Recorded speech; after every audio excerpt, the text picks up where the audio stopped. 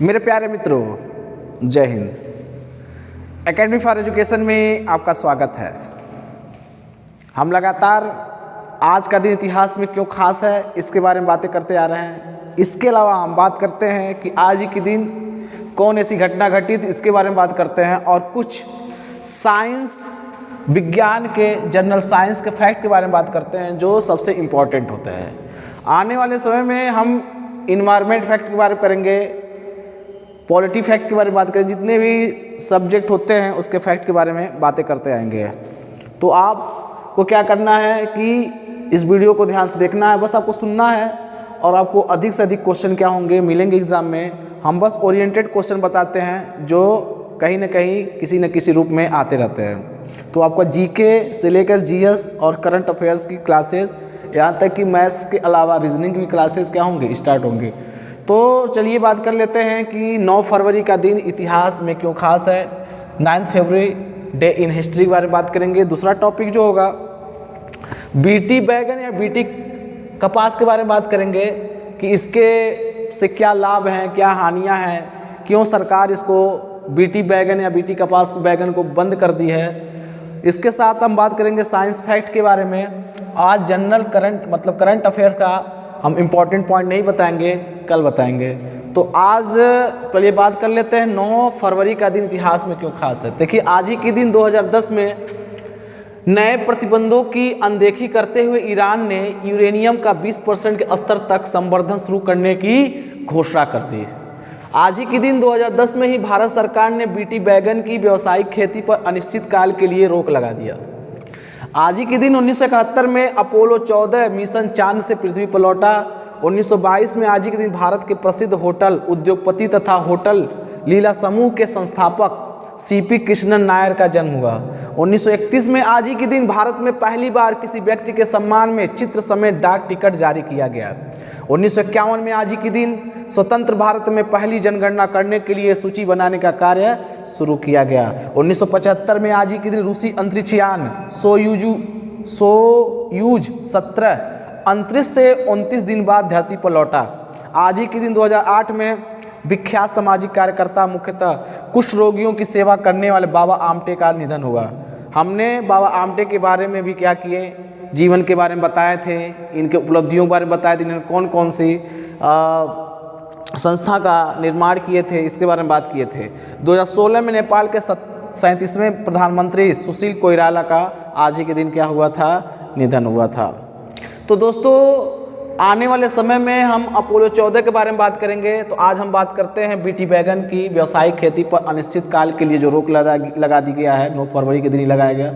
और इसके साथ साथ हम ईरान परमाणु यूरेनियम समझौते के बारे में बात करेंगे। तो आने वाले समय में हम बहुत सारे चीज़ों की बात करेंगे जो आपको जानना चाहिए। तो चलिए आज बात कर लेते हैं बीटी बैगन कपास के बारे में। तो इसके बीटी का मतलब ही होता है बैसिलस थ्यूरियन जीनिसस बैगन या कपास। दोबारा देखिए, बीटी का फुल फॉर्म क्या होता है, बैसिलस थ्यूरियम जीनिसस बैगन या कपास, जिसे बीटी कॉटन कपास या बीटी कॉटन कपास या बैगन के नाम से जाना जाता है। एक आनुवांशिक संशोधित फसल है जो एक मृदा जीवाणु से, देखिए ध्यान दीजिएगा, एक मृदा जीवाणु से क्या किया जाता है, प्राप्त किया जाता है। ऐसी फसलें जिनके गुणसूत्र में कुछ मामूली रूप में परिवर्तन करके उनके आकार, उनके गुण में क्या करते हैं, उनके आकार रूप में परिवर्तन करके उनके आकार, प्रकार, गुणवत्ता, मानव के इच्छा के स्वरूप प्राप्त कर लिया जाता है। यह गुणवत्ता परिवर्तन फसल में कीटाणुनाशक से लड़ने की क्षमता, पौष्टिकता में वृद्धि के रूप में हो सकती है। तो जो बीटी है, फसलें जो होती हैं, इसमें पौष्टिकता वृद्धि के रूप में हो सकती है। इसी वैज्ञानिक या अप्राकृतिक परिवर्तन को ही क्या कहा जाता है, आनुवांशिक संशोधित फसल कहा जाता है। किस नाम से जानते हैं, आनुवांशिक संशोधित फसल। देखिए, इसमें क्या करते हैं, गुणसूत्र या जीन में डीएनए परिवर्तन, डीएनए में क्या, जीन्स में क्या किया जाता है, डीएनए परिवर्तन कर दिया जाता है। और कुछ जीन्स प्रोटीन निर्माण का कार्य करते हैं तथा कुछ रासायनिक प्रक्रिया की देखरेख करते हैं। बीटी बैक्टीरिया में एक जीन्स होता है जो कुछ खास किस्म लार्वा के विरुद्ध कार्य करता है, लेकिन इसके नुकसान भी हुआ करते हैं। जैसे इस बीटी से क्या होते हैं, नुकसान ही होता है। कुछ वैज्ञानिक यही कहते हैं इसमें एलर्जी, खाने से एलर्जी, एंटीबायोटिक विरोध, पोषण की कमी और विषाक्तता उत्पन्न हो जाती है। और बहुत सारे आंकड़े भी बताए हैं कि ये इससे जो है मानव की मृत्यु भी हो जाती है। इनकी जो क्षमताएं होती हैं, जो पोषण की कमी होती है, विषाक्तता होती है, इससे क्या होती है। लेकिन एक व्यक्ति जो है जिनका नाम था, एक बहुत पर्यावरणविद थे जिनका नाम था माधव गाडगिल, ने अपने रिपोर्टों में ये बताया, अपने तथ्यों में बताया था कि यह जो है नुकसानदायक है। लेकिन अभी प्रमाणित नहीं है। क्यों नहीं प्रमाणित हुआ? क्योंकि 2013 में बांग्लादेश में ये प्रभाव आया था, लेकिन अभी तक उस पर कोई रिसर्च नहीं हुआ। लेकिन अभी तक हम लोग भी छोटे छोटे बीटी बैगन के बारे में बताया जाता था कि जब खाया जाता था तो उससे एलर्जी उत्पन्न हो जाती थी। तो कहाँ तक सत्यता है, कहाँ तक नहीं सत्यता है, तो अभी सरकार इस पर क्या किया है, रोक लगाया हुआ है। अब आने वाले समय में इस पर कोई कानून बनाया जाएगा और कानून के तहत अलग अलग प्रावधान रखे जाएंगे जो आगे चलकर बनाया जाएगा। ध्यान दीजिएगा, 2010 में प्रतिबंधित किया गया है इसे टिश्यूज कल्चर म्यूटेशन के द्वारा एग्रोबैक्टीरियम ट्यूमेफिसिमन्स या TDNA गोल्डन राइस भारत की कुपोषण से निजात दिलाने के लिए इसका प्रयोग किया जाएगा। देखिए हम आने वाले समय में बताएंगे इसके बारे में पूर्ण रूप से। तो ध्यान दीजिएगा, अब बात कर लेते हैं आगे। पहली बार 1996 में GM क्रॉप्स भारत में लाया गया, इसको पेश किया गया। और उसके बाद 25 देशों में इसके पहले यह पेश कर दिया गया था और इस्तेमाल करने का भरसक प्रयास भी किया था 25 देशों में। लगभग बताया जाता है कि 56 GM इसके 56 जो फसल GM क्रॉप्स होते हैं उसके उत्पादन के लिए मान्यताएं प्राप्त है। और बायोटेक्नोलॉजी रेगुलेशन अथॉरिटी ने इस पर सिफारिश किया है कि इसमें नए कानून बनाया जाए। और कानून के तहत अगर कोई व्यक्ति इसका GM क्रॉप्स का क्या करता है, दुरुपयोग करता है, तो उसको मिनिमम 5 साल की सज़ा और कुछ जुर्माना दिया जाए। अगर दोबारा वह क्या करता है, दुरुपयोग करता है, तो उसको बड़ा से बड़ा क्या किया जाएगा, सजा दिया जाएगा, जुर्माना दिया जाएगा। दुनिया में लगभग 8% कृषि योग्य भूमि पर इसकी फसल की खेती की जाती है। अमेरिका में सबसे ज़्यादा GM क्रॉप्स का क्या किया जाता है, उपयोग किया जाता है। यूरोप में 7 देश हैं इसका प्रयोग करते हैं। एशिया में 3 देश है जिसमें भारत है, चीन है और बांग्लादेश है। 2013 में बांग्लादेश से अभी किया जाए, लेकिन वहाँ प्रतिबंध नहीं लगाया गया है। लेकिन ये बताया गया GM क्रॉप्स क्या होता है, फ़ायदेमंद होता है, लेकिन कुछ स्थितियों में खराब होता है। खराब किस मायने में होता है, बताया जाता है कि अगर एक बार GM क्रॉप्स जो है लगा दिया जाएगा, किसमें, ज़मीनों पर, ज़मीनों के में जो उर्वरकता होती है उसकी खत्म हो जाती है, क्योंकि GM क्रॉप्स के लिए ही आवश्यक होता है, क्योंकि दूसरा फसल नहीं उगाया जा सकता है। और इसके अलावा क्या हम बता चुके हैं कि इससे क्या होती है, एलर्जी, एंटीबायोटिक विरोध, पोषण की कमी और विषाक्तता।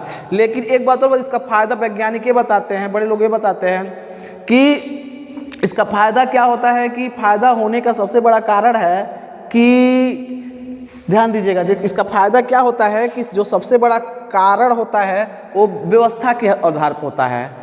जैसे हमारे देश में क्या है, जनसंख्या ज़्यादा है, कुपोषण की स्थिति ज़्यादा है, तो बताया जाता है कि कुपोषण से हम निजात दिला सकते हैं इससे।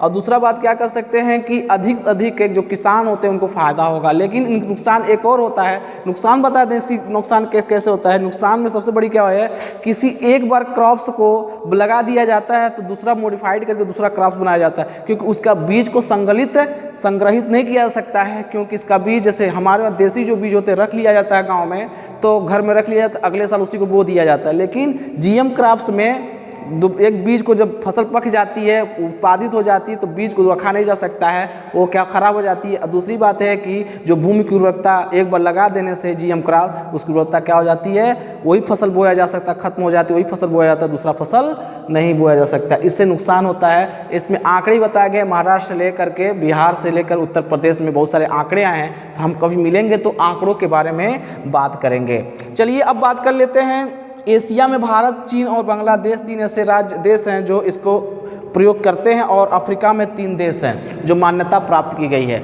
अब हम बात करेंगे कुछ इंपॉर्टेंट फैक्ट जो साइंस से संबंधित होंगे, साइंस से संबंधित हो। देखिए यहाँ से देखिए, अब समतल दर्पण द्वारा जो निर्मित प्रतिबिंब होता है वो आकार सदैव वस्तु के आकार के क्या होता है, बराबर होता है। अगर आप सीधे समतल दर्पण अपने आप को देखते हैं तो जितने बड़े आपका चेहरा होगा, जितनी बड़ी आपकी बॉडी होगी, उतने बड़े आपको शीशे में क्या होगा, समतल दर्पण में दिखाई देगा। इसके अतिरिक्त समतल दर्पण द्वारा बना प्रतिबिंब सदैव आभासी और सीधा होता है। जैसे हम जब चेहरे में किसी समतल दर्पण अपने चेहरों को देखते हैं तो हमें क्या होता है, जैसा हमारा चेहरा रहता है वैसे ही दिखाई देता, और वो आभासी हो तो वो आभास होता है। प्रतिबिंब से उतनी ही दूरी पर पीछे बनती है जितनी दूरी पर वस्तु दर्पण के आगे होती है। अर्थात मतलब अगर हम शीशे में किसी वस्तु को देखें तो जितने दूरी पर हम खड़े रहेंगे, शीशा अगर मान लीजिए मेरे सामने यह है तो जितने दूर पर हम देख रहे हैं उतने दूर पर हमारा क्या होगा, प्रतिबिंब दिखाई देगा। मतलब हमारा जो प्रतिबिंब बनेगा वो क्या होगा, दर्पण से दोगुना होगा। ध्यान दीजिएगा। दूसरा पॉइंट क्या है, परिदर्शी, जिसे पेरिस्कोप कहा जाता है। परिदर्शी का मतलब पेरिस्कोप कहा जाता है में दो समतल दर्पण एक दूसरे के समानांतर सतह से 45 अंश के कोण पर रखे जाते हैं। तो ध्यान दीजिएगा, परिदर्श में क्या होते हैं, जो दो दर्पण दूसरे जो समतल दर्पण रखे जाते हैं कितने डिग्री पर रखे जाते हैं, 45 डिग्री कोण पर, जिसकी सहायता से परिदर्शी के ऊपरी सिरे से प्रकाश किरण परिवर्तित होती है। देखिए, परिदर्शी के ऊपरी सिरे से प्रकाश किरण क्या होती है, परावर्तित होती है और निचले सिरे में क्या है, जाती है। इसका उपयोग कहाँ किया जाता है, पनडुब्बियों में समुद्री सतह के ऊपर देखने हेतु किया जाता है। ध्यान दीजिएगा, पनडुब्बी जब होती है तो समुद्री सतह के ऊपर देखने के लिए किसका प्रयोग किया जाता है, परिदर्शी या पेरिस्कोप का प्रयोग किया जाता है। तो हम इसी तरह से मिलते रहेंगे, कुछ इंपॉर्टेंट साइंस फैक्ट के बारे में बात करते रहेंगे। यहाँ पर हम बात किए हैं 9 फरवरी का दिन इतिहास में क्यों खास है। इसके अलावा हम बीटी, बैगन, कपास के बारे में बात किए हैं, इसके क्या हानियाँ थी, क्या इसके नुकसान थे, क्या कर सकते इसके फायदे थे, इसके बारे में बात की। क्यों भारत में इसको बैन कर दिया गया, तो हम बताए थे 2010 में भारत सरकार ने इस पर प्रतिबंध लगा दिया। आने वाले समय में इस पर क्या करेगी और बात करेगी। तो यहीं पर दोस्तों क्या होता है, वीडियो समाप्त होता है। मिलेंगे कल। Thank you very much.